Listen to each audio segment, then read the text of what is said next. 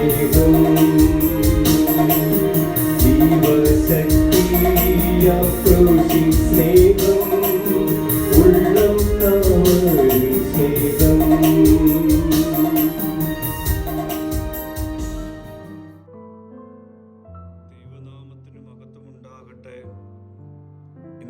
പ്രഭാത ധ്യാനത്തിനായി 50-ാം സങ്കീർത്തനം 13-ാം വാക്യം. ഞാൻ കാളകളുടെ മാംസം തിന്നുമോ, കോലാട്ട് ഒറ്റന്മാരുടെ രക്തം കുടിക്കുമോ? ഇന്നത്തെ വചനത്തിൽ ദൈവം ഒരു പ്രധാന സത്യമാണ് നമ്മെ പഠിപ്പിക്കുന്നത്. യാഗങ്ങളും ആചാരങ്ങളും ദൈവത്തിന് ആവശ്യമുള്ളതല്ല.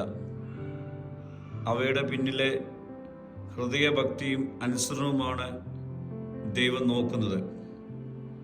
ദൈവം മനുഷ്യരുടെ അർപ്പണങ്ങളിൽ ആശ്രയിക്കുന്നവനല്ല. ദൈവം സകലത്തിൻ്റെയും സൃഷ്ടാവാണ്. ഭൂമിയും അതിലെ എല്ലാം അവനുള്ളതാണ്. അതിനാൽ മനുഷ്യൻ കൊണ്ടുവരുന്ന യാഗങ്ങൾ ദൈവത്തിൻ്റെ ആവശ്യങ്ങൾ നിറവേറ്റുവാനുള്ളതല്ല.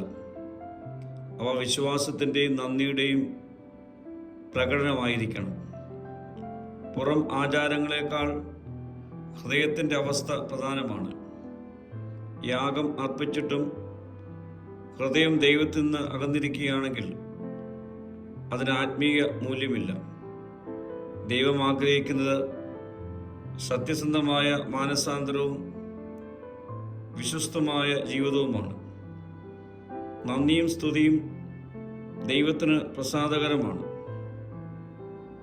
നാം ധ്യാനിച്ചുകൊണ്ടിരിക്കുന്ന 50-ാം സങ്കീർത്തനത്തിൽ ദൈവം നന്ദി അർപ്പണത്തെയും സ്തുതിയെയും ഊന്നി പറയുന്നു.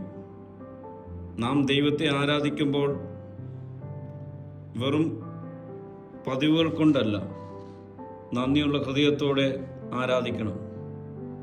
പ്രിയമുള്ളവരെ, ആരാധന വെറും ചടങ്ങല്ല. ദൈവം നമ്മുടെ ഹൃദയത്തെ പരിശോധിക്കുന്നു.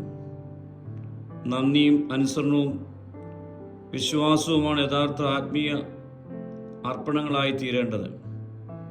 പുറം ആചാരങ്ങളെ മാത്രം ആശ്രയിക്കാതെ ദൈവത്തെ സ്നേഹിക്കുകയും അനുസരിക്കുകയും ചെയ്യുന്ന ഹൃദയത്തിൻ്റെ ഉടമകളായി ഈ നാളുകളിൽ നമുക്ക് രൂപപ്പെടാം.